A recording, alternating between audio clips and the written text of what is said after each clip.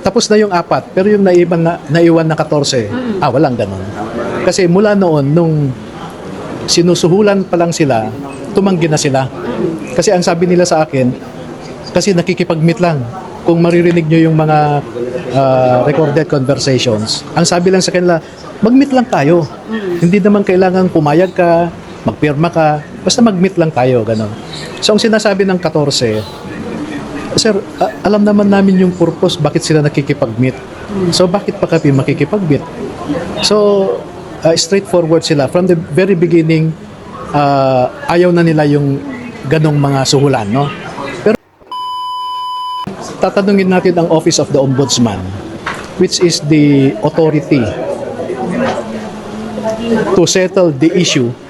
Nagsabi na siya na credible ang mga sundalo. Ngayon, sasabihin scripted. Yung anak ni Taberdo na babae, nakipaghiwalay doon sa boyfriend niya. And then yung boyfriend niya pumunta sa NBI. At allegedly, sabi niya, sinabihan daw siya ni Taberdo na binigyan siya ng 5 million.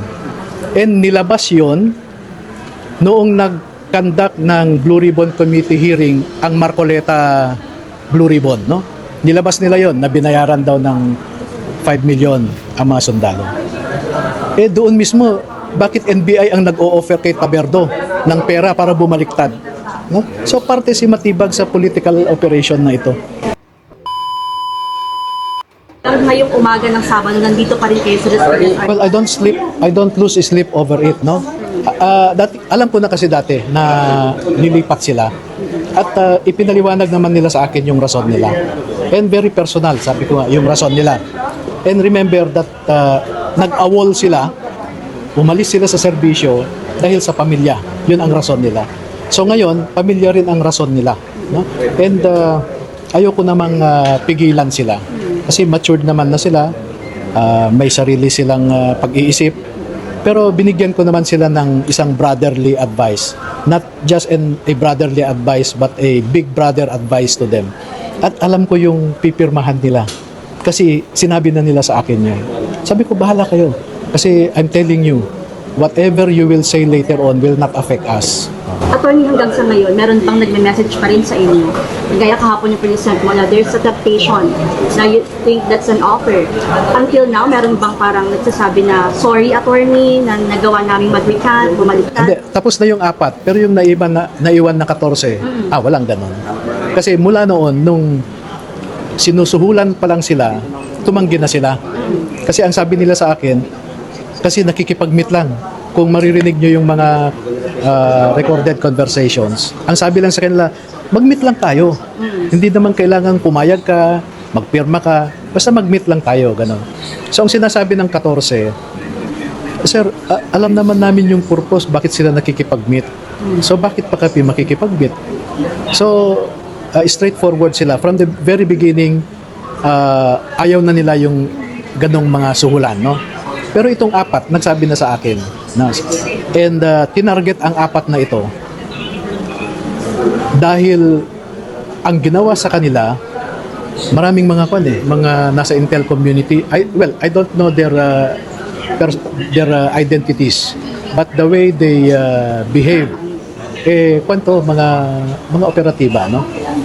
Maraming instances na nasabi ko na ng mga previous interviews. So merong pananakot, panunuhol, no?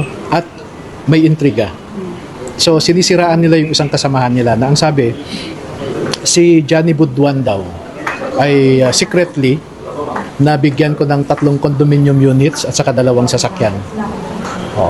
So yun ang kinikwento sa mga humaharap sa kanila na 4, yung 4. Pero hindi naman naniniwala yung 4. Only that they have peculiar situation na kailangan na nilang tanggapin yung inaalok. Attorney, nabanggit mo kahapon na may 5 million, no?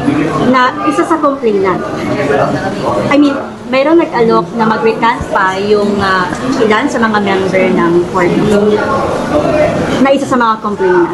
So, sabi mo, sasabihin mo, ipapresent mo yung message, kailan namin na-expect.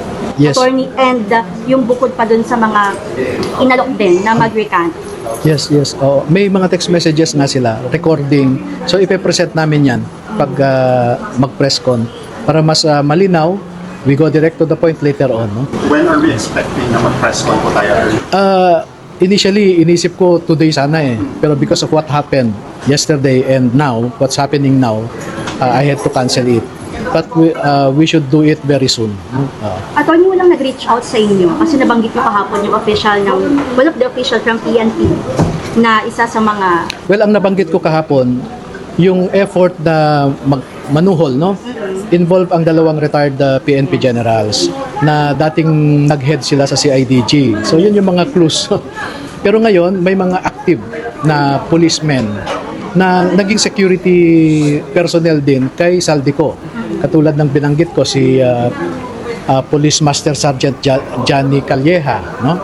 Yung si Dichoso, and then yung retired Colonel William Dominguez. May mga text messages yan. By how much are we talking about when we say alleged bribery? Well, it started from 5 million, 8 million, 10 million, up to, yun na nga, 20, 25 million. At hindi ako nagsabi kahapon na 20 to 25 million, yung isa sa kanila, na inofferan mismo. Pero alam ko rin yun dahil nire-report nila sa akin. Maski yung apat nagsabi sila sa akin. Attorney, can I get your reaction? Sinasabi nilang scripted lahat. Which one? All the process, the salaysay of them before pa in the nag-recant na court and then meron pa daw. Well, yan yung sinasabi ng mga detractors namin. Pero kung tatanungin natin ang Office of the Ombudsman, which is the authority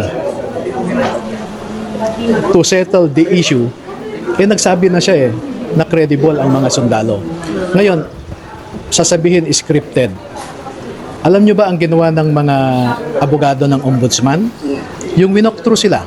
No? Okay, Mr. Witness, sabi mo nag-deliver kayo sa ganitong iba't ibang addresses. Iba't ibang addresses sa Forbes Park. Pwede mo bang ituro sa amin kung paano pumunta doon? At naka-video yun, no? Naka-video. May mga abogado sa loob ng sasakyan kasama yung witness. O sige, ituro mo muna yung address na ganito. And after that exercise, tumawag sa akin yung mga ombudsman lawyers. Attorney, satisfied kami. Alam nila yung mga addresses. So this happened Hindi si ombudsman yung mga, meron kasing panel of investigators. panel of investigators. Pero kung kasabi naman po kasi Sandali ha. ano po, sorry. May construction? Ayun. Construction yun, no? Pero ito, attorney, kahapon kasi na-interview din namin si NBI Director Melvin Malibang after na nag-recant na di ba yung APAC sa 18. Sabi niya, it just shows na itong Maleta Boys natin ay unreliable witnesses simulat sa Pulpan. Doon sa apat siguro pwede niyang masabi yan. Pero papaano yung 14? But you know, everything that Matipag says is unreliable also. Because he was appointed as NBI director precisely to become a political operator of the powers that be. He is not a professional investigator. He is more of a political operator. No? Ang dami niyang kabalbalan. No? Alam mo, kilala ko rin yan si Melvin Matibag. No? And we know each other. We know each other's background. So parang back to you. Because hindi din siya unreliable din siya sabi mo. Pero kahapon din po ito, kasi mention ni Director. Bago ko sagutin, no? Interrupt lang kita kasi merong isang insidente. Maalala nyo yung nag-complain na kinakasama ng anak ni Taberdo? No? So, merong yung anak ni Taberdo na babae, nakipaghiwalay doon sa boyfriend niya. And then yung boyfriend niya pumunta sa NBI. At allegedly, sabi niya, sinabihan daw siya ni Taberdo na binigyan siya ng 5 million. And nilabas yon noong nag-conduct ng Blue Ribbon Committee hearing ang Marcoleta Blue Ribbon, no? Nilabas nila yon na binayaran daw ng 5 million ang mga sundalo. Doon mismo, bakit NBI ang nag-o-offer kay Taberdo ng pera para bumaliktad? No? So parte si Matibag sa political operation na ito. Sir, quickly lang. I just want to hear your thoughts na kasi kahapon sabi din ni Matibag, di ba may nag-recant na APAC? Pero sabi niya, kailangan pa rin nilang investigahan ito kasi yung, kumbaga, yung identity ba talaga, kung sila ba talaga ito sa apat na Maleta Boys. Can you confirm, sir? Yung apat na nag-recant, miyembro talaga. Yes, I confirm it. And he doesn't need to spend public resources to establish their identity. Anong pakialam ng NBI doon? Sige nga, ang NBI investigates a crime, no? Anong crime ang ginawa? Hindi nila nilabas ang identity nila? Kasi kahapon, i-explain na parang nakamask kasi so baka iba na naman ito, parang kumbaga gano'n. O wala namang crime kung nakamask ka Diba? OA lang si Matibag. Attorney, nabanggit mo kahapon may mga other witnesses na nagtrabaho kay Zaldico. Kailan namin ito ina-expect? Kailan haharap sa publiko? At ano yung mga pwede pa nilang isiwalat? May mga nasa likod, malalaking officials, may mga big fish pa ba dito, attorney? Huwag ko munang sagutin yan, no? Palabasin ko muna ang mga ito. It will happen, ma'am. Oo. And I'm telling you, mas mabigat ang sasabihin ng mga ito kesa sa nasabi na. Pero ibang witnesses ang mga ito. Sir, last two questions from my end. Update lang, kasi na-late kami, update ako ulit sa situation natin ngayon. What's going on so far dito po sa Las Piñas RTC? Where are we now? Yes, what's delaying us is the transmission of the payment from online accounts to the account of the court. Medyo nade-delay yung electronic process, no? Pero almost done. Pero saan po ngayon, again lang, update lang yung Maleta Boys for the record. Nasa detention facility sila ng Las Piñas Police Office. Pero how do you feel about this? Attorney, kasi kahapon pa natin ito nilalakad na sana, at least di ba makalabas na sila, makapag-bail na. Pero ngayon, we are still here sa Las Piñas RTC. How do you describe this? Yun na nga as a lawyer, I am also disappointed with the process that we are undergoing because this is not a normal process. As I said, I've been doing this for several occasions already as I am representing several accused in the past in my 26 years of litigation practice, and this is my first time to hear of some requirements, to listen to some inexistent grounds. So, it's quite an experience also for me. Probably po ba makakalabas today or by Monday na? Ano po yung binabantayan? Well, we're hoping, no? I think the OCC, the Office of the Clerk of Court, is doing its best also. Kaya sila nandito ngayon, even on a Saturday. So, ang problema lang talaga yung online na transmission ng payments. So, but the money is there. Walang problema doon. Yung sinasabi ng iba na kaya raw sila nakulong dahil hindi nakapagbayad ng piyansa, it's inaccurate. Your reaction sa sinabi pala ni Ombudsman kahapon na Martin Romualdez is behind dito sa pagkakaan? Well, that's the opinion of the Ombudsman. I think he has explained himself well on why he believes that is so. No? But for me personally, I think behind the recantation is not limited to the former speaker, but to other personalities also named in the affidavit. Yes, but I stayed there for 5 minutes only kasi nagulat ako nung sinabihan ako ng staff ko na pinoposasan na itong mga sundalo, no? So bumalik ako kaagad dito. So the meeting was abbreviated. It took us 5 minutes only. We were just warming up and then I had to ask for their leave para makabalik dito.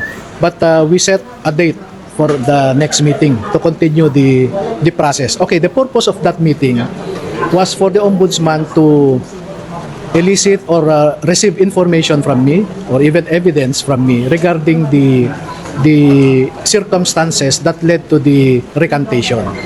So, may iniwan na ako sa kanila na initial na mga evidence. Are you at liberty to discuss ano yung behind sa pag-recant? Well, ang initial na naibigay ko sa kanila, some of the text message thread, no?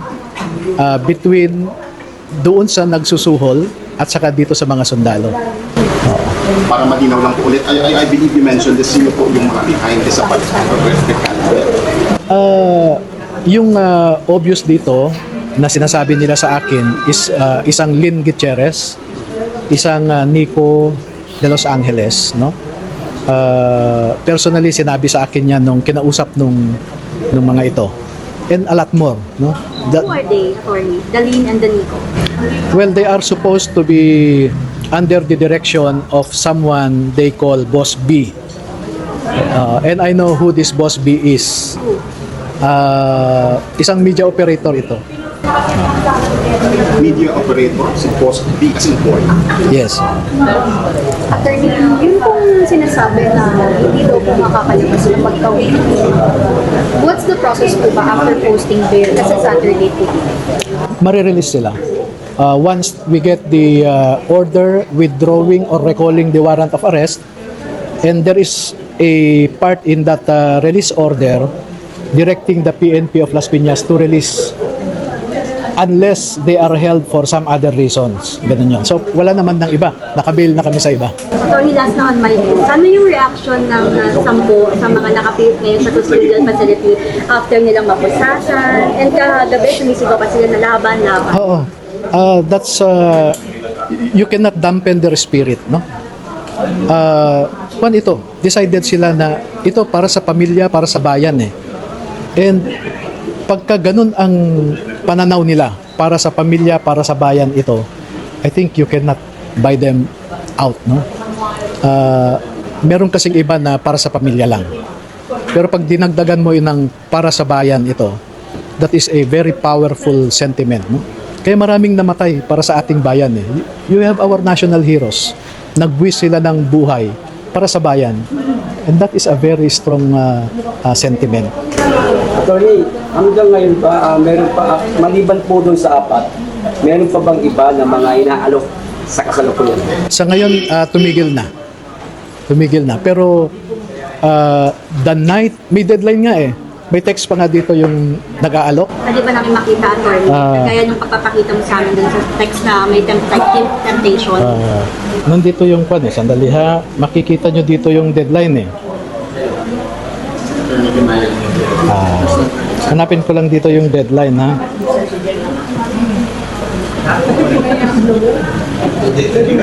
Oh, ayan oh.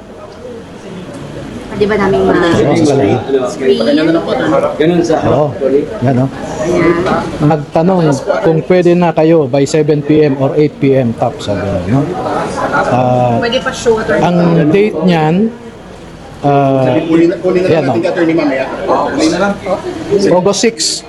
So last August 6 pa sir yung may last na Oh, yung deadline supposed to be 8 p.m. of August 6 ang deadline nila. Can you see the message? Okay lang.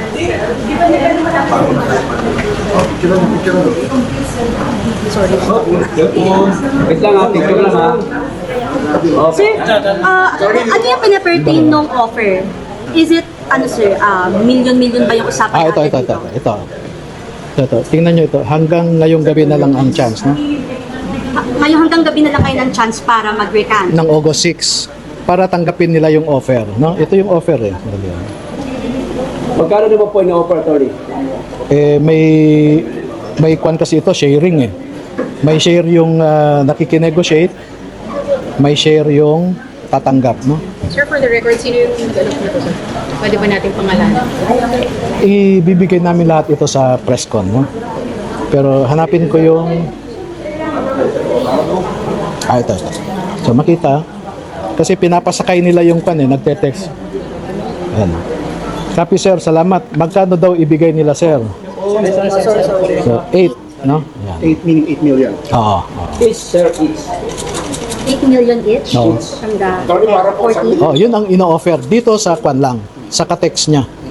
Attorney, pwede po ilagay sa dibdib niyo po. Ganun yan po yung magandang dibdib po. Attorney, yung ka-text niya, is it official? Is it Retired ito. Yan. retired? Retired na military officer. Retired.